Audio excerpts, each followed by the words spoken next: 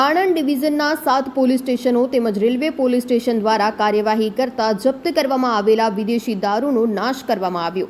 કુલ રૂપિયા 1.70 કરોડના દારૂના જથ્થાને નિયમિત કાર્યવાહી હેઠળ નાશ કરવામાં આવ્યો છે। આ કાર્યવાહી દરમિયાન વિવિધ પોલીસ સ્ટેશનો જેમ કે Anand town police, Anand rural, વિવીનગર, ભાલેજ, ખંભળોજ, ઉમરેઠ અને રેલવે પોલીસ દ્વારા જપ્ત કરાયેલ દારૂ સામેલ હતો। દારૂનો નાશ પ્રાંત અધિકારી અને ડીવાયએસપીની હાજરીમાં કાયદાકીય પ્રક્રિયા અનુસાર કરવામાં આવ્યો હતો। અધિકારીઓના જણાવ્યા અનુસાર આ કાર્યવાહીનો ઉદ્દેશ યથાવત કાયદાનું પાલન અને રાજ્યમાં ગેરકાયદેસર દારૂ વ્યવસાય પર અંકુશ લાવવાનો છે।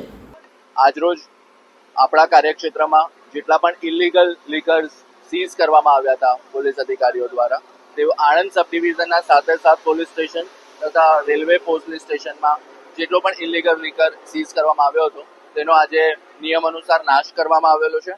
કુલ 1.70 કરોડ ના મુદ્દામાલનો આજે નિયમ પ્રમાણે નાશ કરવામાં આવેલો છે।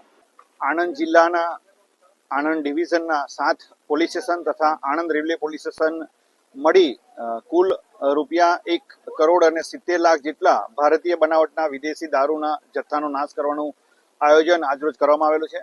પોલીસ અધિક્ષક શ્રી જસાણી સાહેબની સૂચના અને માર્ગદર્શન હેઠળ નામદાર કોર્ટમાંથી આ મુદ્દામાલ નાશ કરવા માટે ઓર્ડર મેળવી sub divisional magistrate Shri, prohibition અને એક્સાઇઝના અધિકારી શ્રી તથા અન્ય અધિકારીઓની હાજરીમાં આજરોજ ચીખોદરા પાસે આ દારૂનો નાશ કરવાનું આયોજન કરવામાં આવેલું છે અને આ પ્રોહિબિશનનો મુદ્દામાલ નામદાર કોર્ટમાંથી હુકમ મેળવી વિધિવત રીતે એસઓપી પ્રમાણે નાશ કરવામાં આવેલ છે। આણંદ ડિવિઝનના આણંદ ટાઉન, આણંદ રૂરલ, વિદ્યાનગર, વાસદ, ભાલેજ, ઉમરેઠ, ખંભોળ તથા આણંદ રેલવે પોલીસનો આ મુદ્દામાલ છે જુલાઈ 2025 સુધીના સમયગાળા દરમિયાન જે કબજે કરવામાં આવેલો છે તે તમામ ભારતીય બનાવટના વિદેશી દારૂના જથ્થાનો નાશ કરવામાં આવેલ છે।